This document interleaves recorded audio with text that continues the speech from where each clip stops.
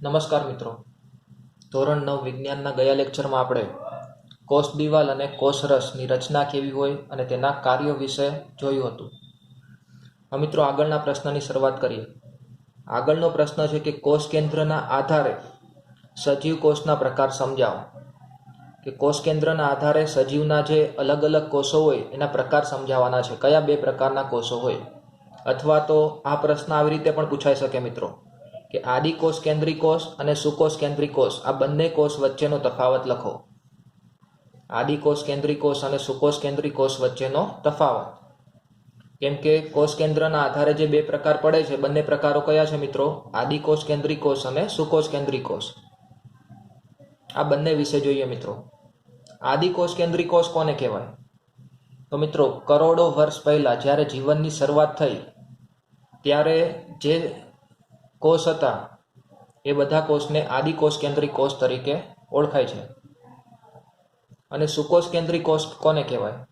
તો મિત્રો અત્યારે તમને જે પણ સજીવો તમે જોઈ શકો છો, મનુષ્ય હોય, પ્રાણી હોય કે વનસ્પતિ હોય, એ બધા જે સજીવો છે એના કોષ એ સુવિકસિત કોષ કહેવાય મિત્રો. એટલે આદિકોષ કેન્દ્રી કોષની અંદર કરોડો વર્ષ પહેલાના જે સજીવો હતા, બેક્ટેરિયા જેવા સજીવો, એનો સમાવેશ આદિકોષ કેન્દ્રી કોષની અંદર થાય છે. આદિ એટલે કે ખૂબ જ સમય પહેલાનો, કરોડો વર્ષ પહેલાના મિત્રો. અને સુકોષ કેન્દ્રી કોષ એટલે હાલના જે સજીવો છે અત્યારે તમે જોઈ શકો એવા બધા સજીવો, વનસ્પતિ, પ્રાણી, મનુષ્ય, એ બધા. તો બંનેનો તફાવત શરૂ કરીએ મિત્રો. આદિકોષ કેન્દ્રી કોષ કોને કહેવાય?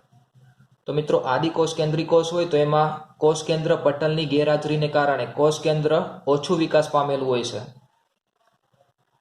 આ જે કોષની અંદર કોષ કેન્દ્ર હોય એ અલ્પ વિકસિત હોય છે. કેવું હોય મિત્રો? અલ્પ વિકસિત, એટલે એનો વિકાસ ઓછો થયેલો હોય. એનું કારણ શું? કેમ કે કોષ કેન્દ્ર પટલની ગેરહાજરી હોય છે. કોષ કેન્દ્ર હોય એની ફરતે જે પટલ આવેલું હોય, કોષ કેન્દ્ર પટલ, એની ગેરહાજરી હોય છે. એટલે આ પોઈન્ટ ખાસ ધ્યાનમાં રાખજો મિત્રો. આ મુખ્ય તફાવત છે. આદિકોષ કેન્દ્રી કોષ અને સુકોષ કેન્દ્રી કોષનો મુખ્ય તફાવત કયો? કે આદિકોષ કેન્દ્રી કોષની અંદર કોષ કેન્દ્ર પટલની ગેરહાજરી હોય છે. કોષ કેન્દ્ર પટલ આવેલું હોતું નથી. એના કારણે કોષ કેન્દ્ર ઓછું વિકાસ પામેલું હોય છે, એટલે કે અલ્પ વિકસિત હોય છે.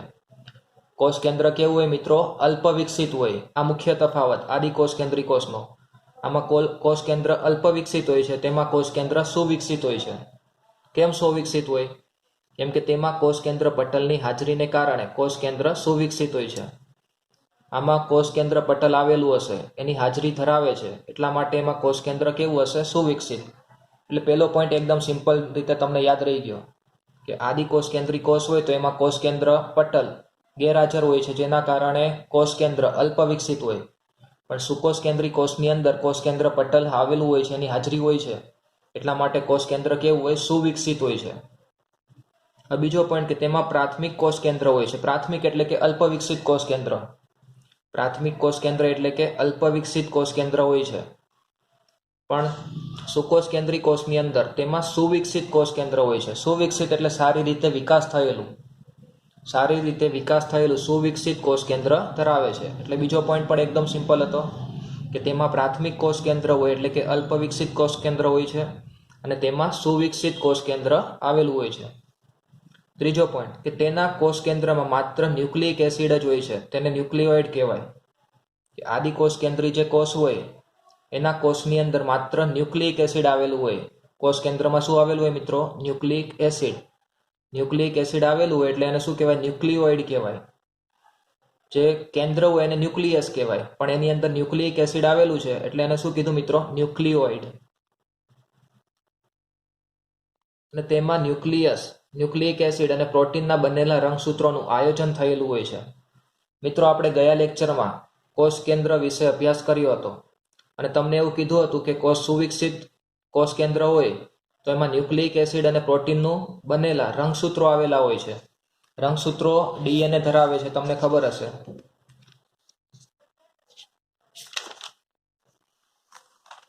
આપણે ગયા લેક્ચરમાં પ્રશ્નનો અભ્યાસ કર્યો હતો મિત્રો કે સુકોષ કેન્દ્રી કોષનું કોષ કેન્દ્ર સમજાવો. એમાં તમને રંગસૂત્રો વિશે બધું સમજાવ્યું હતું કે રંગસૂત્રના ભાગ સ્વરૂપે ડીએનએ આવેલા હોય અને તે શું કરે?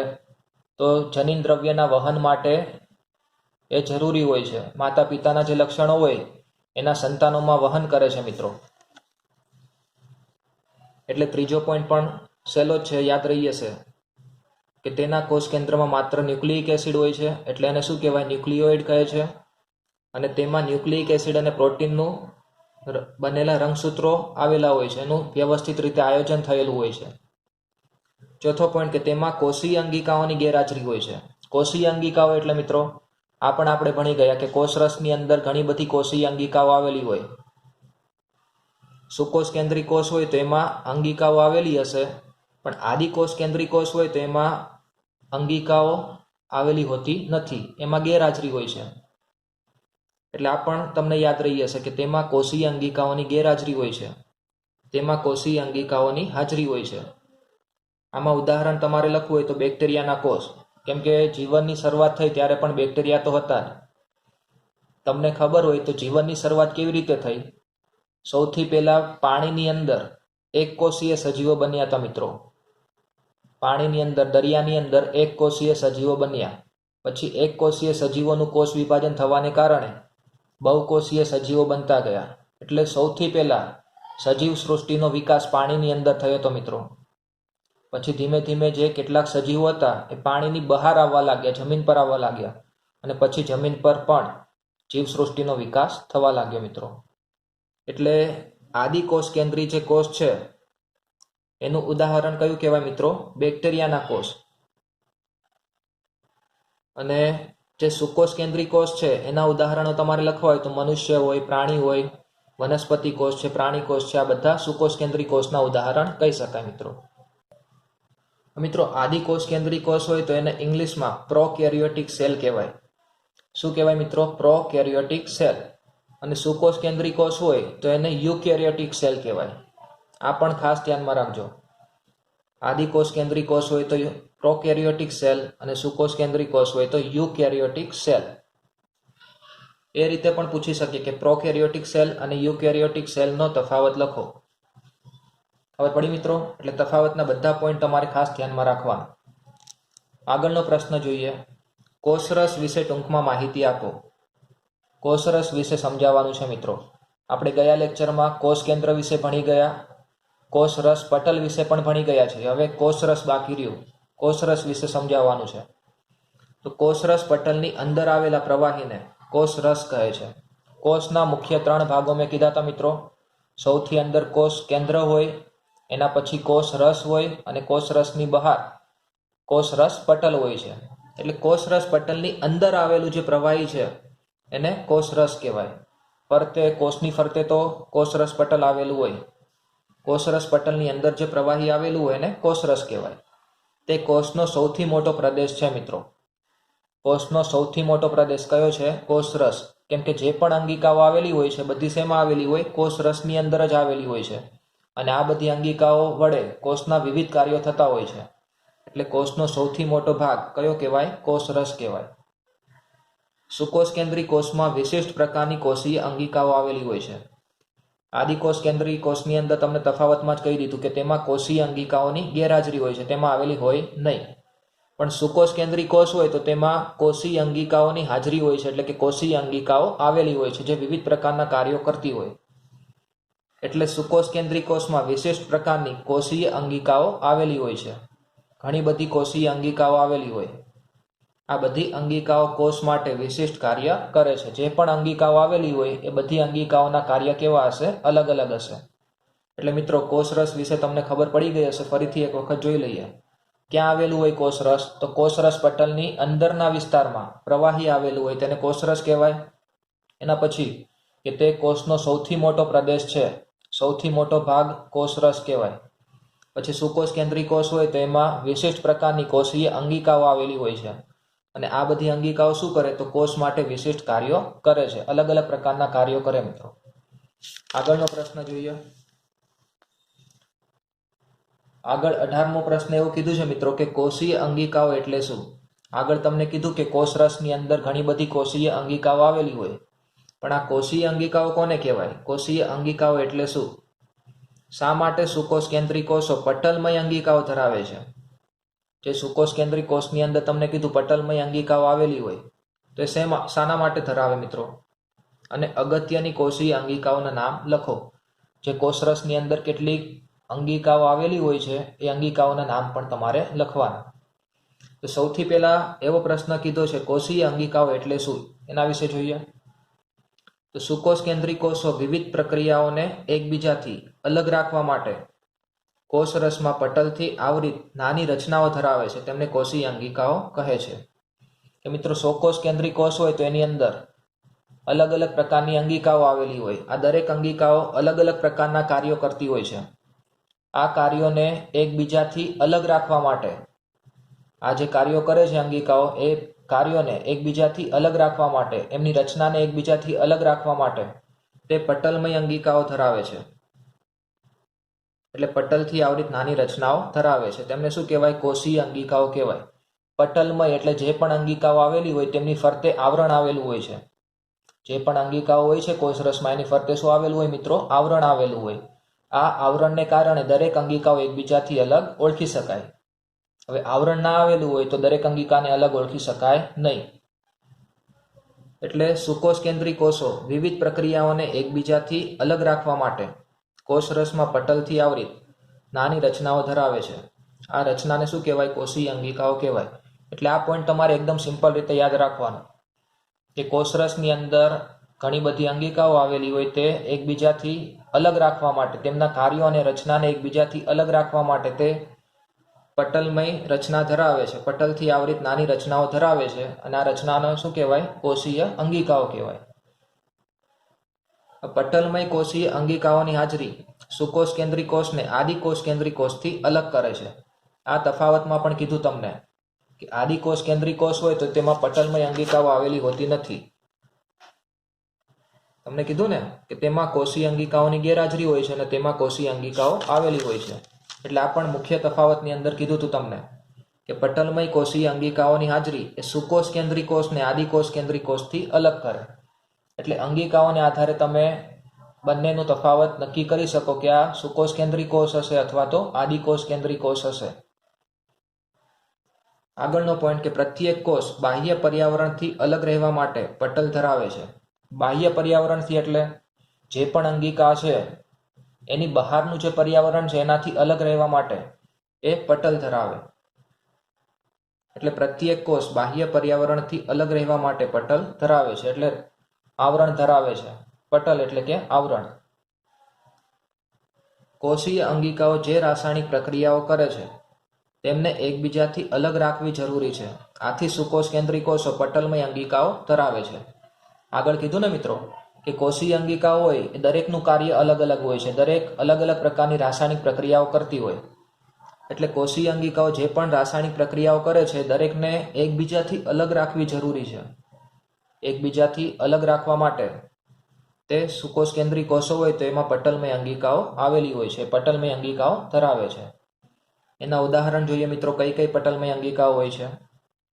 તો સૌથી પહેલી કીધી છે અંતઃકોષરસ જાળ, એના પછી ગોલ્ગી પ્રસાધન, એના પછી લાઇસોઝોમ, કણાભસૂત્ર, રંજક કણ અને રસધાની.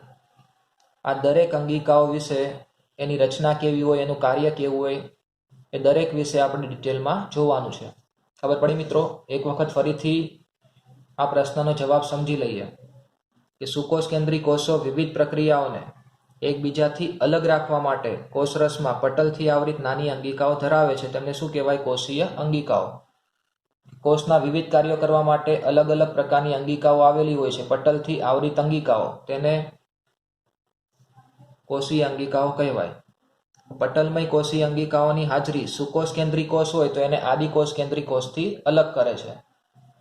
પછી પ્રત્યેક કોષ બાહ્ય પર્યાવરણથી અલગ રહેવા માટે આવરણ એટલે કે પટલ ધરાવે છે. પછી કોષીય અંગિકાઓ જે રાસાયણિક પ્રક્રિયાઓ કરે છે તેમને એકબીજાથી અલગ રાખવી જરૂરી છે. આ મુખ્ય પોઈન્ટ યાદ રાખજો મિત્રો કે કોષીય અંગિકાઓ જે પણ રાસાયણિક પ્રક્રિયાઓ કરે છે તેમને એકબીજાથી અલગ રાખવી જરૂરી છે. એટલા માટે સુકોષ કેન્દ્રી કોષો હોય તો એ પટલમય અંગિકાઓ ધરાવે છે. કેમ કે પટલમય અંગિકાઓ આવેલી હોય તો જે પણ અંગિકાઓ કાર્ય કરે છે, રાસાયણિક પ્રક્રિયાઓ કરે છે, એકબીજાથી અલગ રાખી શકાય. એના ઉદાહરણો જોયા મિત્રો, કયા કયા? તો અંતઃકોષરસ જાળ, ગોલ્ગી પ્રસાધન, લાઇસોઝોમ, કણાભસૂત્ર, રંજક કણ અને રસધાની. આ બધા વિશે આપણે ડિટેલમાં અભ્યાસ કરવાનો છે. તો સૌથી પહેલી અંગિકા કઈ છે મિત્રો? અંતઃકોષરસ જાળ.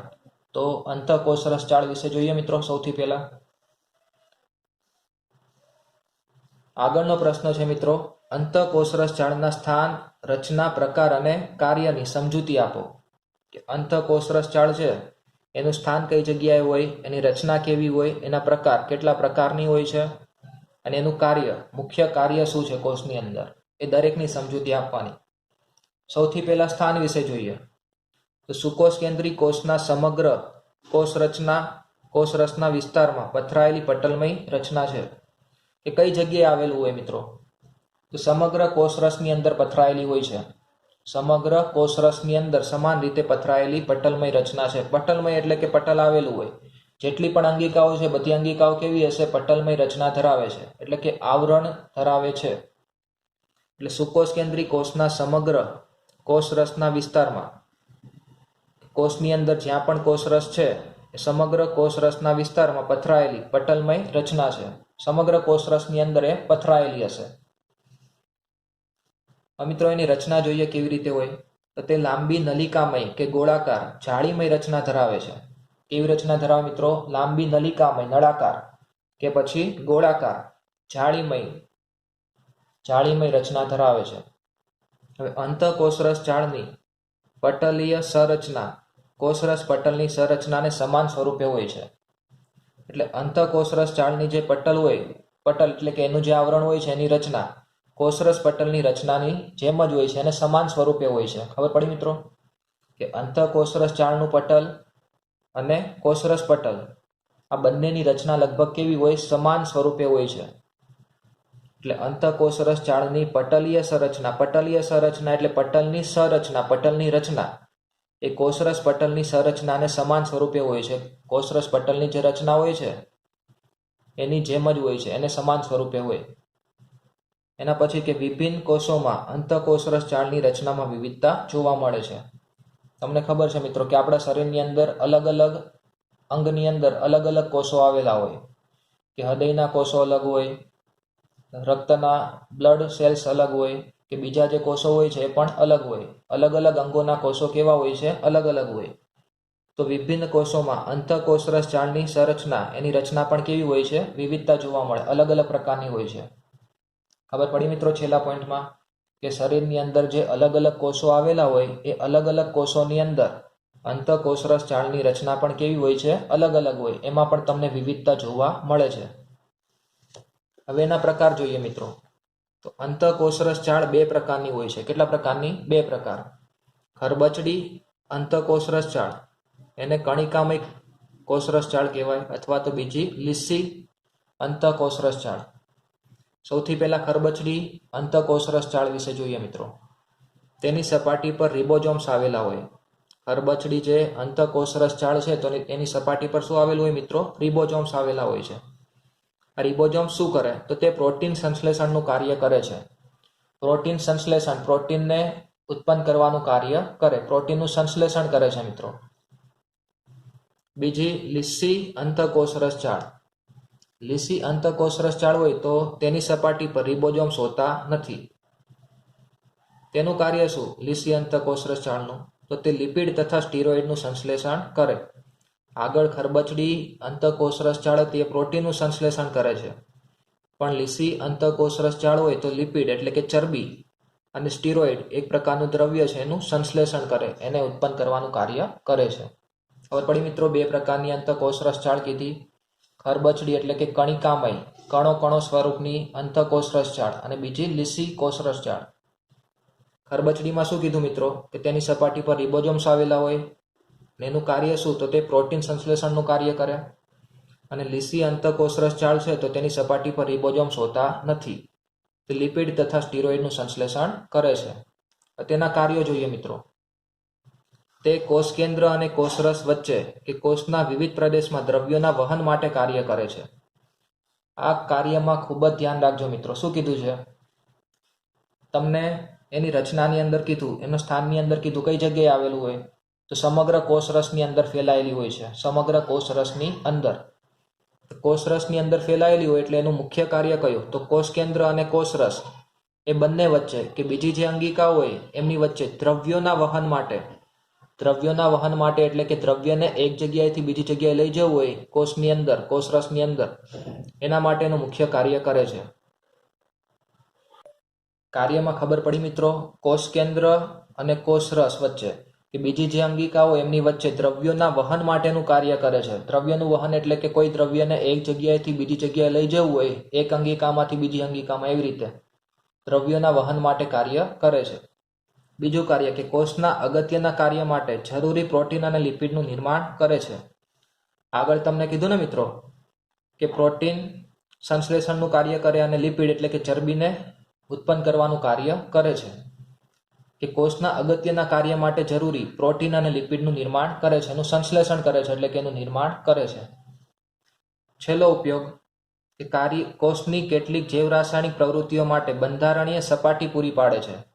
કે કોષની અંદર કેટલીક જે જૈવ રાસાયણિક પ્રક્રિયાઓ થતી હોય છે, જૈવ રાસાયણિક એટલે સજીવોની અંદર થતી પ્રક્રિયા, જૈવ રાસાયણિક પ્રવૃત્તિઓ થતી હોય એના માટે બંધારણીય સપાટી એટલે કે જગ્યા પૂરી પાડે છે, સપાટી પૂરી પાડે, બંધારણીય સપાટી પૂરી પાડે છે. ખબર પડી મિત્રો? આ જે 3 કાર્યો છે તમારે ખૂબ જ ધ્યાનથી યાદ રાખવાના. તો મિત્રો આજના લેક્ચરમાં આપણે અહીંયા સુધી રાખીએ. બાકીના જે પ્રશ્નો છે એનો અભ્યાસ આગળના લેક્ચરમાં કરીશું. અસ્તુ.